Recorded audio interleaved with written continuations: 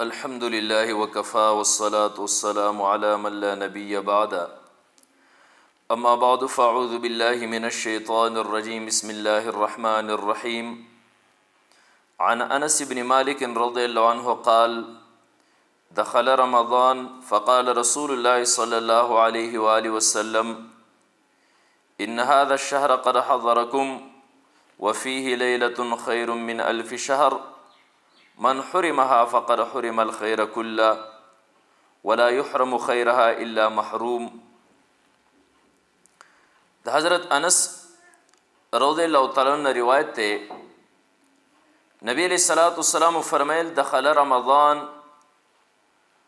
رمضان داخل شو. فقال رسول الله صلی اللہ علیہ وآلہ وسلم، نبی علیہ الصلوۃ والسلام فرمایل: ان هذا الشهر قد حضركم، دا میاشت تاسو ته حاضر شو. وفيه ليلة خير من 1000 شهر، پدې کې یو شپه چې له زرو میاشتو نه بهتر ده. من حرمها فقد حرم الخير كله، څوک چې د دې شپې نه محروم کړی شو نو یقینا هغه د هر خیر نه محروم کړی شو. ولا يحرم خيرها الا محروم، او د دې د خیر نه محروم کیږي مگر محروم انسان. د لیلۃ القدر مطابق پیغمبر علیه الصلاۃ والسلام فرمایل چې په دې میاشت کې یو شپه چې هغه د زرو میاشتو نه بهتره ده. څنګه چې د قرآن کریم آیت کې دې ته هم لیلۃ القدر خیر من 1000 شهر ویلی شوي دي چې دا د زرو میاشتو نه بهتره ده. د دې یو شپه عبادت دا د زرو میاشتو د عبادت نه بهتر دی. او بیا دا شپه امت محمدی صلی الله علیه و آله وسلم له په خصوصیت سره ورکړی شوی د الله د تحفو نه خصوصي تحفه ده د امت لپاره. لکه در منصور کې او روایت ته حضرت انس رضی الله تعالی عنہ راوی دی، فرمای پیغمبر علیه الصلاۃ والسلام فرمایل: ان الله وهب لامتی لیلۃ القدر، الله زما امت ته لیلۃ القدر ورکړی دی. لم یوتها من کان قبلهم، چې د دې امت نه مخکې دا قدر شپه چاله هم نه ده ورکړی شوي، یو امت له هم نه ده ورکړی شوي. دا د نبی علیه الصلاۃ والسلام د دې امت خصوصیت دی چې الله تعالی دومره یو بهترینه تحفه دا د خپلو خزانو نه دې امت له ورکړې ده. او بیا صحیح شریف کې روایت دی نبی علیه الصلاۃ والسلام نه تپوس وکړی شو د الله رسوله دا شپه د دې را تخصیص د الله رسول ستا سره خاص دی، یعنې ستاسو د دنیا نه رتلو سره به دا شپه ختمیږي؟ پیغمبر علیه الصلاۃ والسلام فرمایل: نه، د دې برکات او انوارات به د قیامت د ورځې پورې، ځکه دا د دې امت خصوصیت دی. نو د قیامت د ورځې پورې به دا شپه د دې امت لپاره جاری، د قیامت د ورځې پورې به دا جاری، او دا امت چې په دغه یوه شپه کې عبادت وکړي نو د زرو میاشتو نه به بهتر الله دې امت له اجر چې دی نو دا ورکوي. دلته ذهن ته یو خبر راځي چې الله دا دومره عظیمه تحفه دې امت له ولې ورکړه؟ د دې اسباب سری الله د کم سبب په بنیاد باندې دا دومره عظیمه تحفه د امت محمدی صلی الله علیه وسلم له ورکړه چې د دې امت نه علاوه یو کس په 3 اکاله عبادت کړی، 3 اکاله 4 میاشتې، او د دې امت یو فرد به پر شپه کې عبادت کړی، دا غونه بهتر دی. دا ولې دا دومره عظیم انعام دی امت له ورکړی شو؟ نو د دې مختلف اسباب علماء کرامو بیان کړي دي. یو موټی به طورې نمونه د هغې نه امام مالک رحمت الله علیه خپل کتاب موطا امام مالکی هغه ذکر کوي: مالک انه سمع من یثق به من اهل العلم. امام مالک رحمت الله علیه په اهل علمو کې د ثقه اهل علمونه اوریدلی دی. یقول، هغه فرمایل: ان رسول الله صلی الله علیه وسلم ارى اعمار الناس قبله او ما شاء الله من ذلك. نبی علیہ الصلوۃ والسلام ته د رسول الله د امت نه مخکې د امتونو عمرونه اخوی شول، یا خو د ټولو عمرونه ونه خوی شول. الله چې څه غوښتل د هغې هغه عمرونه ورته وښول. فکأنه تقاصر اعمار امته، گویا چې پیغمبر علیه الصلاۃ والسلام د خپل امت هغه عمرونه ډیر کم وګڼل. عن الله يبلغ من العمل مثل الذي بلغ غيرهم فی طول العمر الله یبلغ من العمل چې دا امت د نبی علیہ الصلوۃ والسلام به هغه اعمالو ته ونه رسی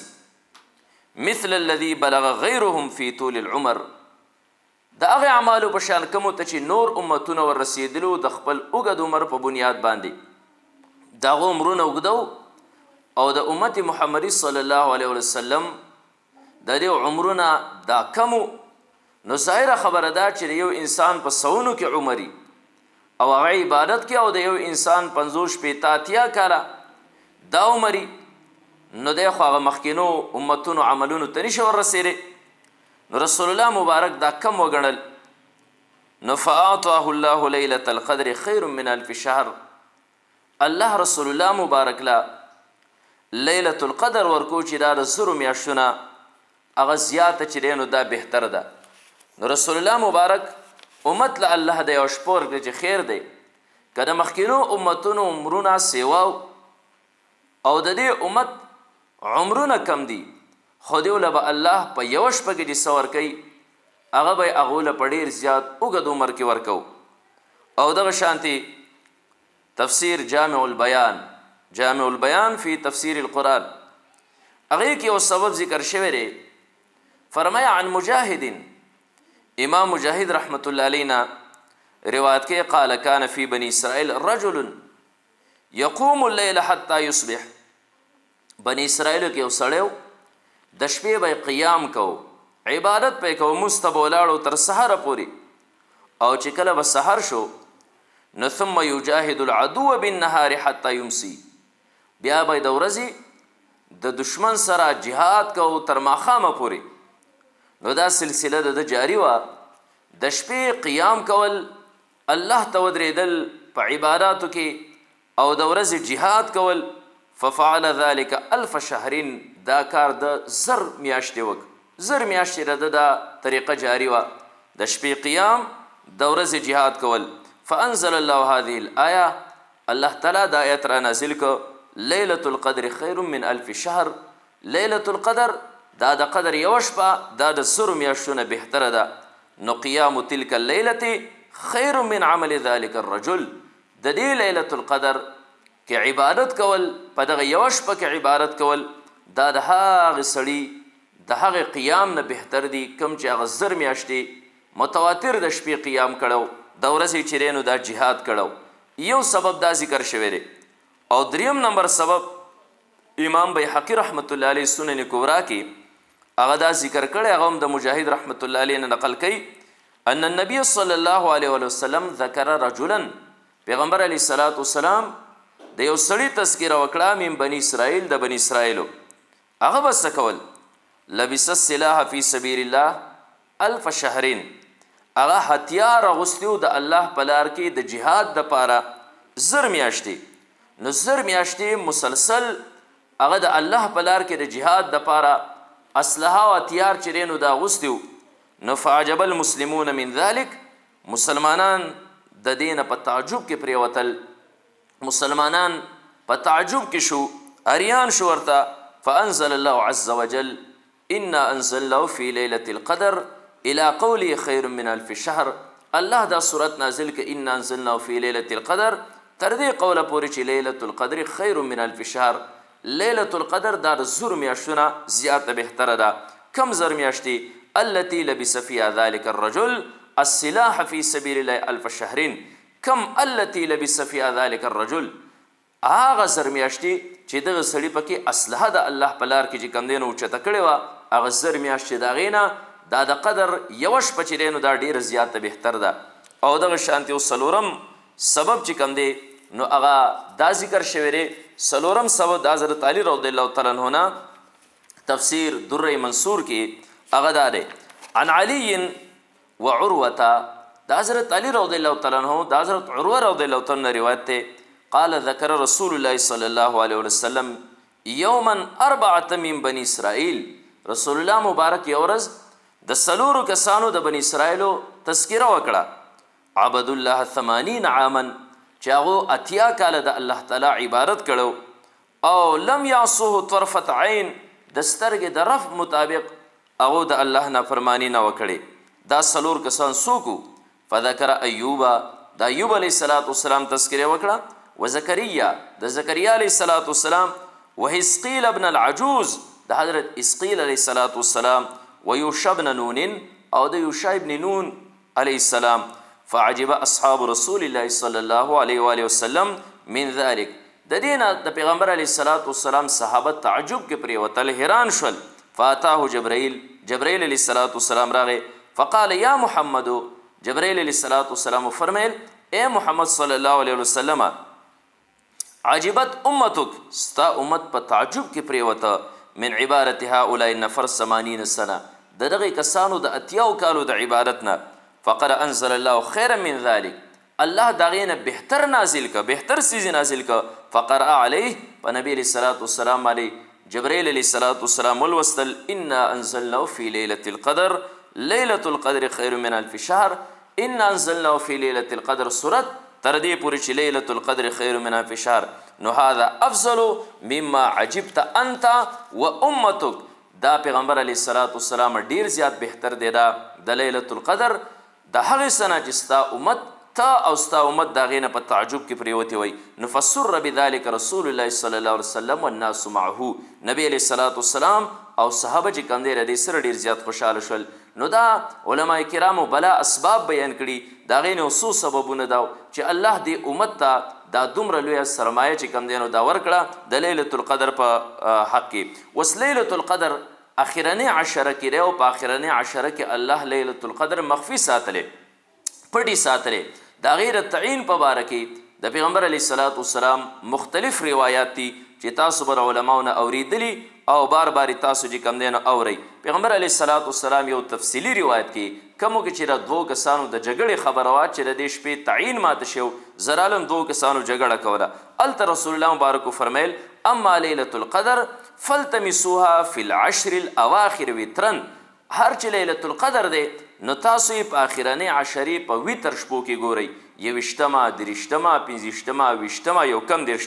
دې کې چې کم دی نو تاسو هغه دغه شپه لټوئ او دې کې چیرې نو تاسو را ګورئ نو مختلف روایتي د تعین په باره کې او بیا د امت د علما او بزرګانو مختلف شواهد دي تاسو اورېدلي بار بار څوک وایي چې ما پلانې شپه باندې اوبه څکلې خوږې وي چاته الله په یو شپه نښه خولي چاته الله په بله شپه نښه خولي خدا الله تعالی دا شپه بدلی را بدلی هر کال کې دا او ټول عمر دا یوه شپه نه بلکې دا بدلیږي را بدلیږي او د دې بیا څه نښې چې کوم دی نو هم خوښ شوي در منصور کې او دغه شان د امام احمد بن حنبل او امام بیحقي رحمت الله علیه د دې نښې هم ذکر کړي دي چې انسان ته به څنګه پته لګي د دې نښې به څه ومن اماراتها انها لیلة بلجة صافیة ساجیه د دې د نښو نه هغه داري چې دا کولاوه شپه را چمکداره شپه را صفا او شفافه شپه وی لا حارة ولا باردة نه به زیاته ګرمی او نه به زیاته یخی کان فیها قمرا ساطعا د دې کې به سپوږمۍ بلکل کولا وی الله یرما به تلک اللیله حتی الصباح تر سهره پورې په دې شپه کې هغه ستوري دا شیطانان به نه ولي او نور ومن اماراتها او د دې د نښو نه ان الشمس تطلع صبیحتها ولا شعاع لها سهر چې کله نور راخیږي د نور به چې کوم دی نو شعاګانې نه او مستویة دا به بلکل هوارې او ټیکۍ کانها القمر لیلة البدر ګویا چې دا د 14مې سپوږمۍ په شانتې وی وحرم الله علی الشیطان شیطان باندې الله تعالی حرام کړي دي ان یخرج معها یومئذین چې په دغه ورځ باندې د سحر دا د نور سره راوخیږي لکه په نورو ورځو چې دی نو د دې سره دا راخیږي دا د دې هغه نښې چې دی نو دا ذکر شوي دي همدغه شان امام بیحقي رحمت الله علیه د دې څه نورې نښې ذکر کړي دي لیلة سمحة طلقة دا شپه چې دی نو دا به نرمی او دا شپه چې دی نو دا به چمکدارې لا حارة ولا بارده نه به چې دی نو دا ډېره زیاته ګرمی او نه به ډېره زیاته یخی تصبح شمسها صبیحتها د دې په سحر چې دا انور راخیږي نو دا به سي ضعیفة حمراء دا به کمزوری او تک سور به د دې د انور دغه شانتې نورې نښې هم لکه احکام القرآن کې د دې څه نښې ذکر شوي دي چې لا ینفذ فیها سحر ساحرین د ساحر سحر به پرې شپه باندې چې دی نو دا نه چلیږي به هر کیف نورې هم بلا نښې چې دی نو دا ذکر شوي د اختصار د وجې نه غټې غټې خبرې مونږ را نقل کړي چې دا شپه اخرنو وترو کې بلکې الله یو انسان له توفیق ورکړي اخرنۍ عشره هره شپه شوګیرول پکار دي اخرنۍ لس شپې شوګیرول اسان دي خو په دې چې الله کم څه ورکوي دا د زرو میاشتو نه زیات عبادت چې هغه د آیت په ضمن کې مونږ ویلي چې دا زرو میاشتو نه څومره زیات دی نو هغه هېڅ پته نه لګي چې کال الله مونږ له بیا به دومره بقا راکوي زندګي زمونږ دومره اوږدېږي چې دې شپې ته ور ورسو دې رمضان ته ور ورسو الله تعالی دې مونږ له په دې اخرنۍ عشره کې د صحیح او کامل عبادت توفیق را نصیب کړي و آخر دعوانا ان الحمد لله رب العالمین.